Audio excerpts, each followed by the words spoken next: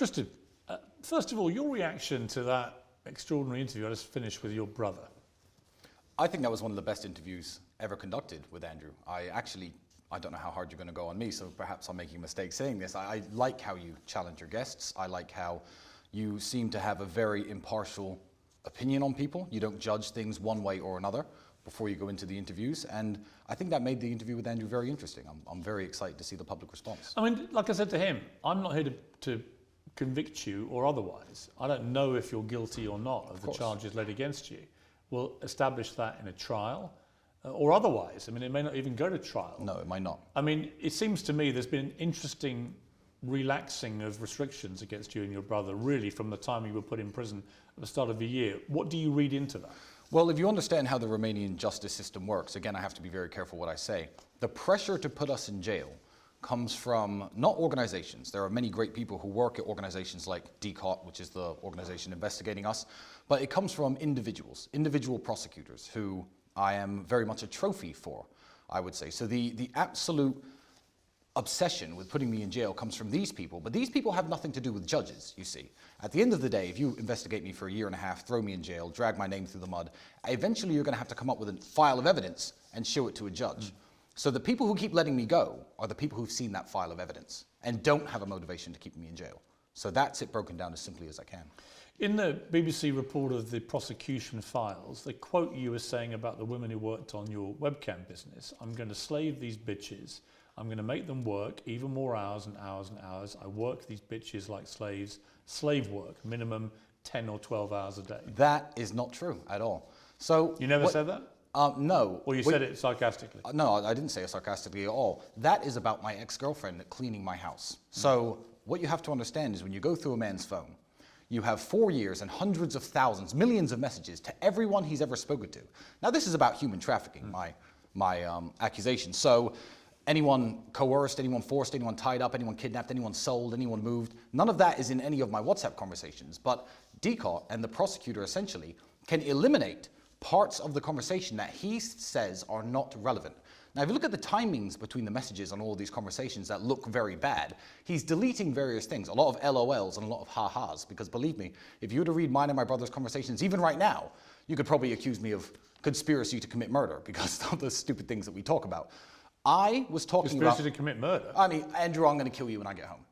Like things like this, which can be used, in a very negative way. But you accept you've used language about women? Loads. I've used worse language. But how do you feel about that? Now it's all been laid bare. Well, it's very unfortunate that I think this conversation is 3 years old. I think our house was messy after a party, and I was saying, "Oh yeah, she's my slave. Don't worry, I'll get her working." Do you regret using language like that? No, I don't, because really, well, last week my daughter's mother sent me a photo of her drawing on the wall with crayons.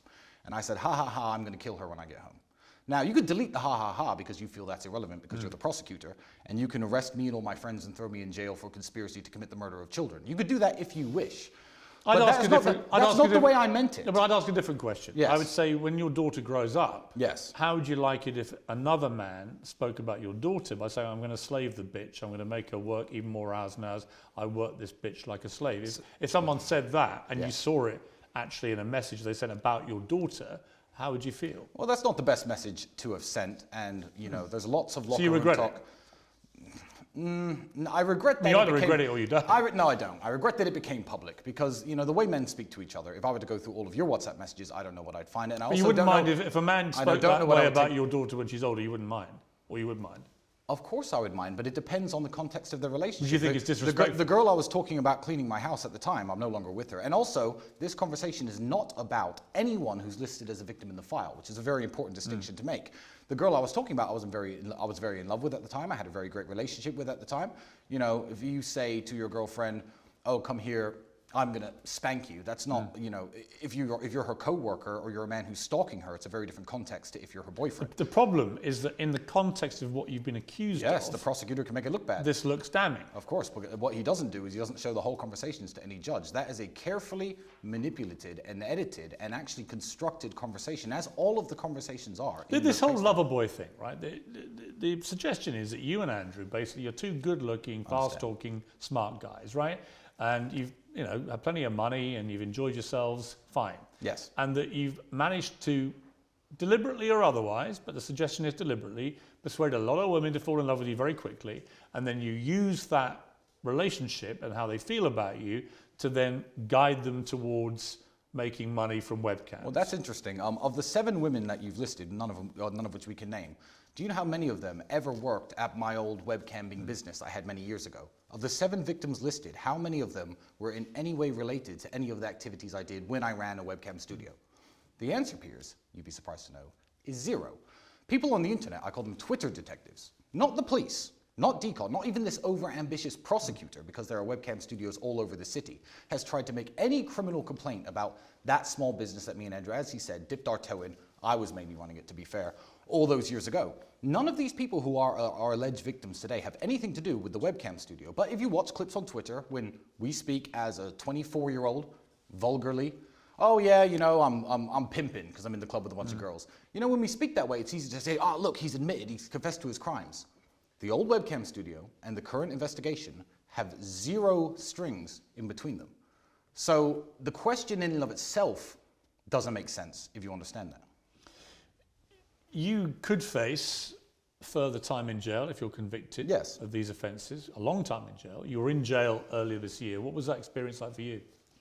Jail was, you know when you're going through something really difficult and it's almost unbearable, whether it be a difficult gym session or, you know, a major setback, and you come out after it's finished, and the moment it ends, you're like, yeah, I'm glad that happened.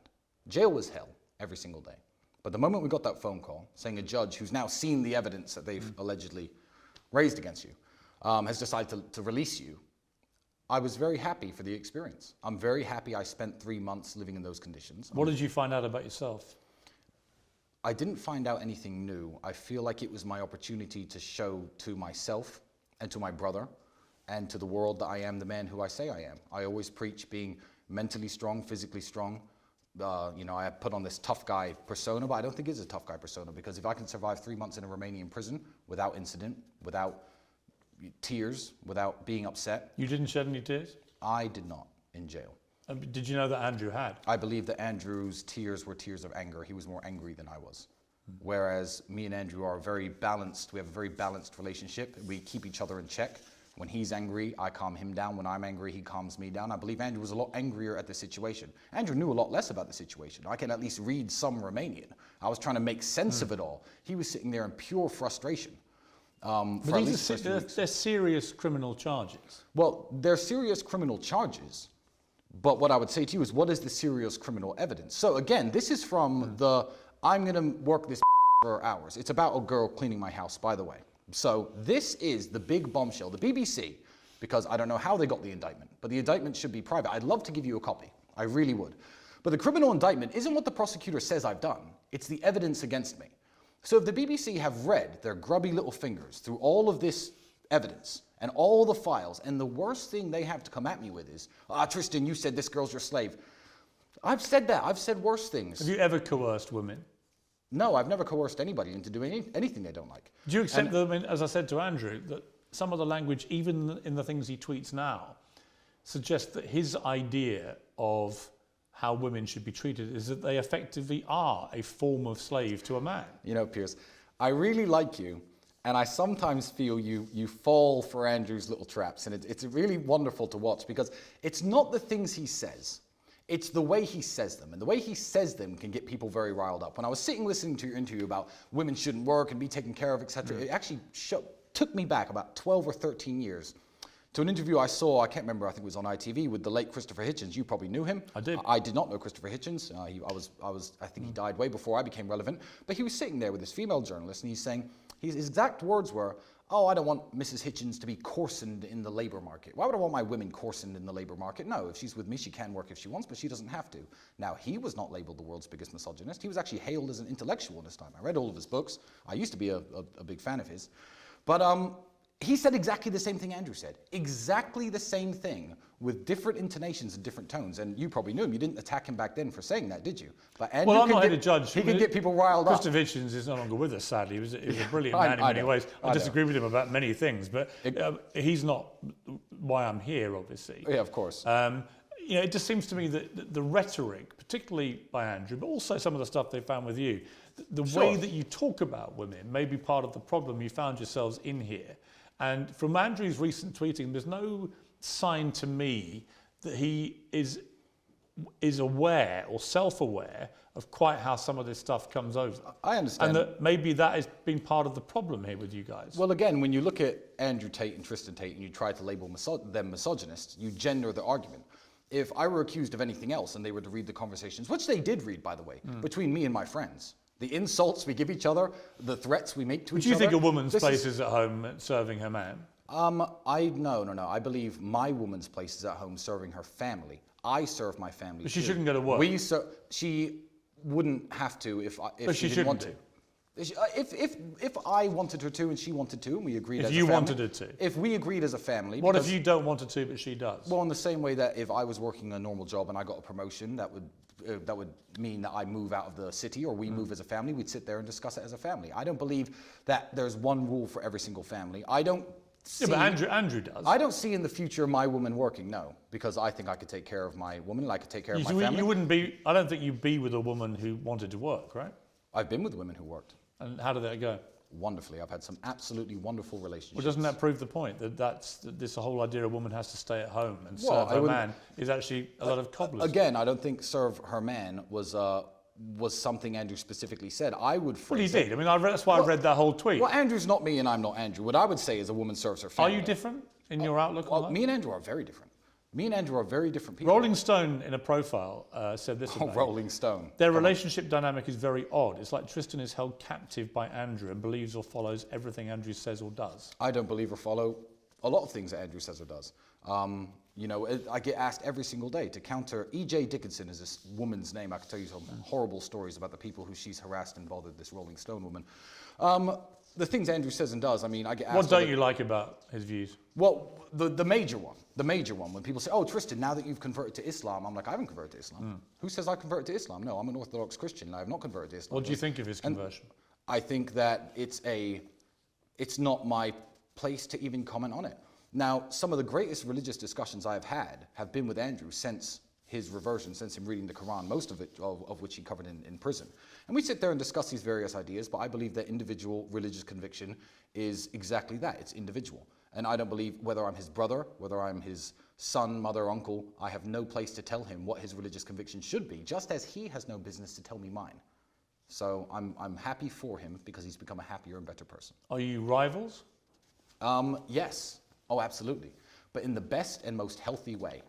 I can't watch him train in the gym for an hour in the morning and then not train for an hour myself. I can't sit there drinking and relaxing and partying while he's on his laptop working. Do you ever fight? No, never. We never argue. You never physically fight? Well, we used to physically fight all the time. We're both professional athletes, so we used to beat each other up in the ring for sparring. Who would win? Oh, Andrew would win. I was good. I was the European champion at my peak, but Andrew was built for Andrews. I mean, see my broken nose? It leans this way. First time it was broken was by him, and it got weaker after that, and I had it broken twice subsequently in kickboxing matches. But yeah, we are rivals in the way that we inspire each other to work better and to be better, but not rivals in any way that his success would upset me or my success would upset him. When you were in jail together, yes. So for a period of that 3 months, you were actually in the same cell, I think. Indeed, for about half of it. What did you talk about when it's just you and him and you're thinking we may never get out of it? Lots of things. Books, religion, the case, obviously, explaining, trying to understand. When you're in a cockroach-infested tiny cell together, yes, you've gone from being the top G and his brother with your Bugattis, your cigars, the lifestyle, the women and so on, to literally nothing in a very degrading environment that you find yourself in. Mm-hmm. And you've got no idea how this plays out or how it ends, or even if you get out. I mean, that's a big moment. Yeah, I guess it is a big moment, but I always knew that we were going to be okay. You know, even when I was separate from him, I wasn't worried that he was banging his head against the wall or self-harming or doing anything stupid. Again, he wasn't worried about me. We obviously weren't worried that the other brother, and I know you can't share in this conviction, I know he's not a criminal. I know he has no skeletons in his closet and no criminal past. He knows exactly the same about me. So we were very relaxed. I guess in jail I was more relaxed than I am now, because in prison I assumed that the prosecutor, whose job by the Romanian constitution, by the way, he's not a district attorney like in the United States where he is told he has to argue that you're guilty and that's it. The prosecutor's job actually here is to discern the truth of the situation. So I was sitting in jail relatively relaxing. Well, this is going to end any day now. I mean, human trafficking, this is stupid. It's not going to happen. Like, we're not going to sentence me to jail for this. It was only when I got out that I learned the true motivations behind this that made me actually more worried than I was in jail. So in jail, I was relatively relaxed. Trained every day, ate their horrible food, did my push-ups. It was all right. Mental break, no electronics. Did your mother, was she able to come and see you or not? No. No, in fact... Could you speak to her? For some reason, and I cannot tell you why, I was banned from visitors. That includes my daughter, the mother of my daughter, that includes any friends. Was Andrew as well? I don't believe so, but no one tried to visit him. Maybe they were rejected at the prison gate. I don't know, but I was, at one point, it's on file, it's on paperwork, at one point I was banned from receiving visitors. Could you make calls? Yeah, there was some phone time, but I didn't make a single call while I was in prison. I spent 3 months without speaking to anybody. Other than Andrew? No, only my lawyer, actually. Only my lawyer. And did you get into similar physical threatening situations that he did? No, I mean, Andrew had like a few Mexican standoffs, let's say, but I think that jail is a world of realities, and, you know, lots of tough guys, whether they be Romanian or British or American, nowadays the tough guy move is, you've offended me, I'm going to use my phone, I'm going to call the boys, and the boys are going to come beat you up. I think that that is the standard operating procedure in lots of the world. I mean, as Andrew said, I come from a council estate, I understand this very well. When you walk into a prison cell, that's not the reality. The reality is, if I start a fight with this guy, it may be 10 to 15 minutes before anyone shows up. And I'm a 6'4", 17.5 stone former kickboxer. Everyone knows me. Everyone knows I'm a professional athlete. So I actually didn't have any problems at all. I would say that everyone was very kind and very respectful to me. Not just because they were intimidated by me. No, absolutely not. Because there were some guys in there who I should have been intimidated by. But I give respect, and I think I receive it back. And I did okay in that environment. People often say, and it's certainly true from people I've interviewed over the years, that you're a product of your environment, particularly of your parents. Yes. In a November 2011 Facebook post, your father, Emery, wrote that the eternal problem of the alpha male was protecting his flock of women. He said, "The times I struck a woman, brackets, in passion, I never left a mark, no trace, hyper control, super control of a human animal. They love me still." I've never heard that before in my life. I'm smiling, man, because I can imagine his voice saying it. You can. I can imagine his voice saying it. The only times I've struck a woman, in brackets, in passion. Have you ever struck a woman in passion, Piers? No. You haven't? No. Not a little spank? Well, not once? Let's keep this above board. But I want to, Piers, but I'm saying, like, I understand how you're trying to phrase this. No, I don't and understand. And again, my father is dead and can't No, defend himself. I'm not trying to phrase it in any way. I'm just curious what you think he meant by that. I honestly don't know. I mean, keep in mind, my father died when I was 27, and that post was written a long time ago. I've never heard it before. I've never seen it before. But what kind of father was he in terms of the values he instilled in you and Andrew? Oh, he was a wonderful man, and he was a very protective man over his family and the people he cared about. I mean, they got divorced many, many years ago, but even with his dying breath, he would have jumped in to fight 10 men to defend my mother and her honor. That's the kind of guy he was, super protective and super, you know, involved in everyone he loves life, even if he was far away. You know, the phone calls were constant, the emails were constant, and he held us very accountable as young men. Andrew tweeted last year, "My dad was a chess genius, CIA operative. My mother was a dinner lady. They had nothing in common. Dad said she fed you boys healthy meals every day, cleaned the house, and was largely quiet. I loved her very much. That's literally all men want." Are you asking if that's an accurate description of my parents' relationship? Yeah. Perhaps, yeah. But my mother was a wonderful mother.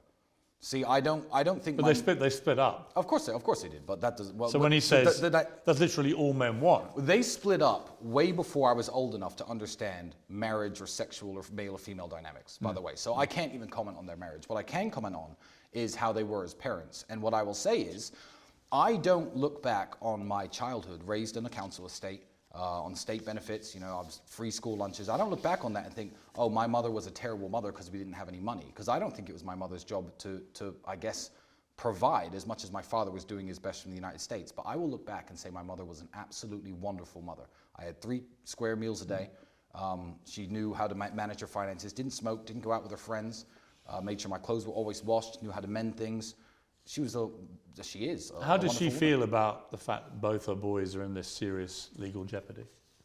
Well, you have to understand, she's known us our entire lives, and you haven't. You know, when I was 15, 16, 18, all my friends were selling drugs and breaking into cars. I was down at the kickboxing gym every single day. I would get into the kickboxing ring for 50 pounds after 8 weeks training, just because I found harmony in the discipline that sport gave me. I think kickboxing is massively, largely responsible for keeping me from ever doing anything illegal. Never tried a drug in my life. Never broken a law in my life.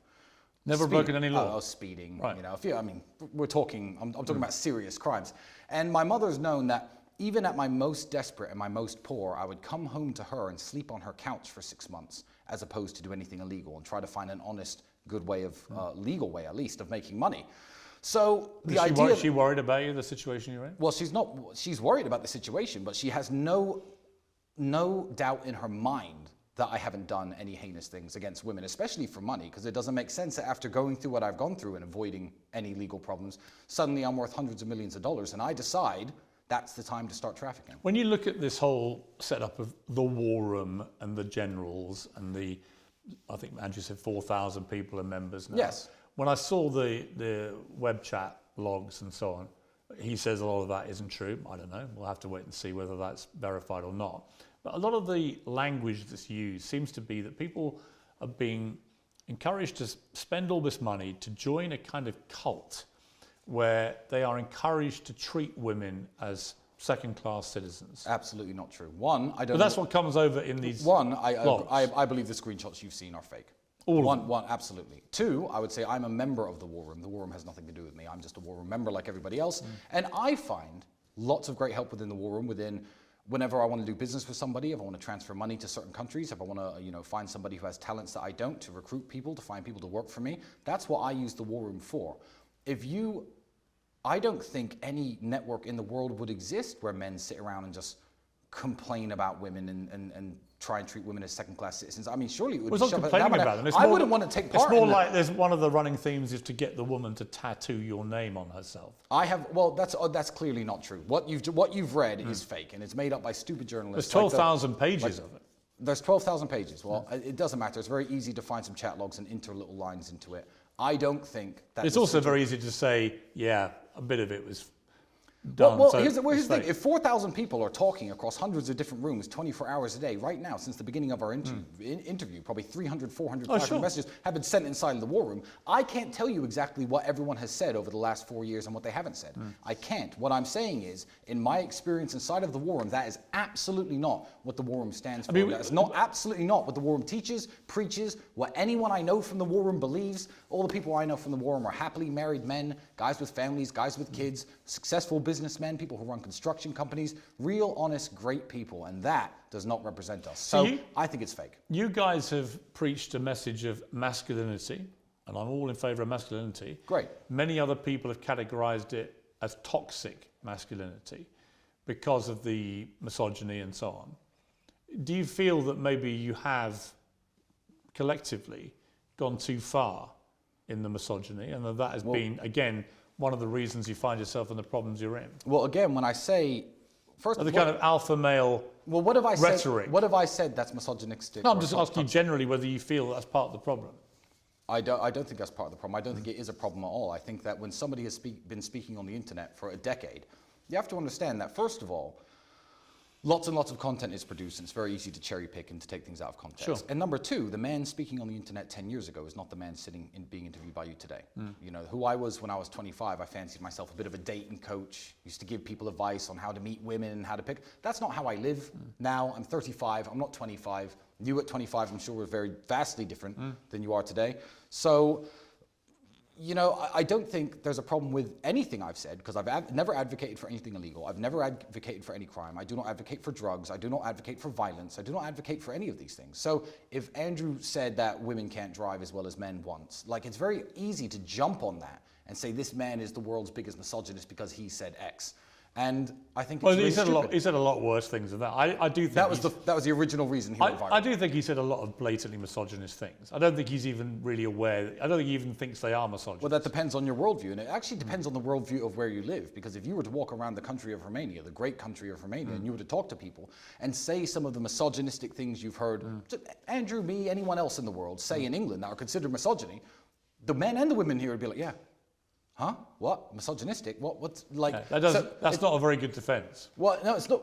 The fact that other countries, I'm not trying to defend myself. other countries tolerate it. No, I'm not trying to defend myself. But the man should go out and work, and the woman should stay home and take care of the family. This is my point. So in England, that's for some reason makes people's heads explode when I say that's how I want to live. I'm happy. I'm not saying you're perfectly entitled to live how you like. Yeah, absolutely. But you guys have made millions and millions of pounds out of preaching that message, and the criticism is that young, impressionable teenage boys in particular have been led to believe by you guys that the only way to succeed in life is with that dynamic. No. Where the man's in charge, he's the hunter, he's the provider, the woman stays at home, she makes herself look good, and her only whole modus operandi each day, a whole raison d'etre is to get up and make a man feel good. I'm going to correct you because I think you're completely wrong about what me and Andrew preach. What me and Andrew preach is a message of masculine excellence. And when you are an excellent man, when you are strong, smart, sharp, all of the things that we tell young men to be, discipline, then you can find a wife and a woman and a life and a dynamic, 4 wives if you like, and live exactly how you want. Oh, sure. I don't tell, yeah, and you can have a wife who's more successful than you. You can date a judge or a lawyer or a doctor. You do both basically believe women should stay at home and not go to work. No, I believe that I want my woman at home with my family, and that's the way I wish to live. However, that's also what you preach. That's also what you preach in your university, right? I mean, you think I don't preach anything inside of any university. Right. Well, okay. No, the university. Sorry, if you're talking about the real world, the online educational platform, which has been attacked and slandered more than me. Keep in mind, I don't own it. It's been slandered and attacked and said that it teaches people how to abuse women. What kind of app would teach people how to abuse women? It's insane. It teaches web design, e-commerce, copywriting, cryptocurrency trading, basic methods of wealth creation, and that's it. It actually has nothing to do with teaching anyone anything about women, to the point that women are members. Loads of members. What about the war room? Well, the war room doesn't have female members, no. I can explain why that is if you care, but I don't think it's that interesting of a reason. Well, I would say that I don't have, or my brother, or any of the men in the war room don't have any business telling women how to be women. You see, we're not misogynists. If we were to get women into a group and say, hey, women, you need to be like this, you need to be like that, no. Andrew tells women how they should be all the time, including a lengthy tweet I read to him. It was only last week, and that's my point. I read that whole tweet for a reason. Yes. That it went on and on and on, and honestly, it was just blatantly misogynist. Yeah, but people can take that or leave it. This is Twitter. That's a public But forum. it doesn't make it not misogyny. Well, and you guys, and here's where your massive reach and influence becomes problematic to me. Because I see on the streets, when I walk around in London in particular, the number of kids who come up to me all starry-eyed about the Tate brothers, right? And they're like, top G and blah, blah, blah, blah, blah. But they're being conditioned to think by the constant rhetoric, mainly from Andrew, but I don't think you're particularly that different in your worldview of how women's place in the world should be, that they're led to believe that if a woman wants to go to work, there's something wrong with that. And we're in a very different place now than where we were in the 50s.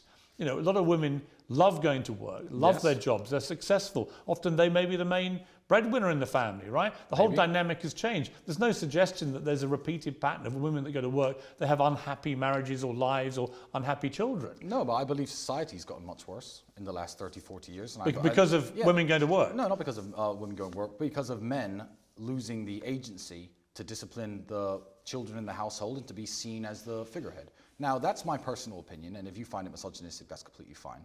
But I will say that on places like Twitter, what I won't do is get any young man personally or speak with young men personally in a personal conversation and say, hey, you need a woman who you can control and can't go to work. And so that is absolutely not what we do. I think Ricky Gervais made a very interesting point about putting something on Twitter and people taking it personally like it's written for them. It's not written for them. Andrew can live the way he wants to live. And let me tell you, me and Andrew live in very different ways in regards to the way we see relationships, etc., because we are both very different people. But he can live the way he wants to live because, one, him and his girlfriend are both consenting adults, and that's their prerogative. Two, he's achieved a level of success and masculine excellence where he has the choice of picking which type of women he wants to date. I like different types of women. You've achieved masculine excellence yourself, Piers, and you, I'm sure, have a very happy relationship with whichever woman is in your life. Yeah, but I do believe masculinity is important. And I don't like the way it's always constantly reframed as toxic. Great, we agree. But I do think that the constant stream of misogynist statements, but I'm talking mainly about Andrew, but the constant stream of them, I'm not even sure he's aware of how they come over. And that was clear from our interview. Yeah, well, again, people could take what's put on Twitter and they can either apply it to their lives or not. They could take it personally or not. I don't know how many followers Andrew has on Twitter, millions. Millions and millions of people. 8.2 million. He's not writing it aimed at women or aimed at men or aimed at anybody. Well, he is. He's voicing his own opinions about how he lives his life. Yeah, but to a massive audience. To a massive audience. Yeah, to a massive audience, And then you guys do your YouTube stuff, and that has a massive audience. We're on Rumble, not YouTube. Right, I'm sorry, you're banned from YouTube, right? But you're on Rumble, you're banned from some platforms, you're allowed back on Twitter and so on. Indeed. Look, I just think it's, for me, when I look at all the rhetoric, the stuff that I find most problematic, to use the phrase of the buzz phrase of our era, Absolutely. is simply where I feel like if it strays into that misogyny, I think you let yourselves down. That you have a good message in many ways. A lot of the stuff, notwithstanding the serious charges you're facing, and we'll have to see how that all plays out. And maybe you both are very different people to the ones you're claiming to be. We'll find out, right? But in terms of your general rhetoric, I find that constant running underpinning theme of misogyny and about where a woman's place should be, that is the problem in terms of the influence on young men. They shouldn't all be walking around thinking that a woman's place is only in the home serving their men. And that somehow their only thought process each day, women, should be, how do I please my man, not can I get a fulfilling job or any of those things. But no, you stay at home, self-improvement, make yourself look good, obey his instructions, all that kind of stuff. But Andrew talking about the way that he wants his relationships to work. He's entitled. He's entitled to what it. No, advocating and forcing for the whole world to see things his way. Yeah, but that's the delusion because. Well, no, because you can say he only wants that for himself, right? And by the way, he's allowed any relationship he wants. But when you pretend that when he says those things, they're not amplified to literally tens of millions of impressionable young men. But here's why you're wrong. Then you know that's not true. Well, here's why you're wrong, because you assume that Andrew Tate, for some reason in this conversation, is the only influencer in the world and the only person people listen to. Because he's not at all. Not at all. The internet. I'm going to tell you, he's one of the most influential. Yeah, no, he absolutely is, and that's great. And that's the part of his influence that I think is a potentially malevolent. Great, and it's wonderful and good, and you don't have to like it. But let me tell you, every force has an equal and opposite force somewhere else. So on X, Elon has now legalized free speech on that platform. So there are differing opinions on every single aspect of life, including how you want to date women, what kind of music you should listen to, what kind of cars are good, what kind of whatever it is. So for every Andrew Tate out there's some feminist OnlyFans model who lives in Florida who makes rap music who's saying that men are nothing and men aren't shit. So the people who are listening to Andrew Tate aren't listening to Andrew Tate. They're listening to the internet as a whole. And I believe Andrew's message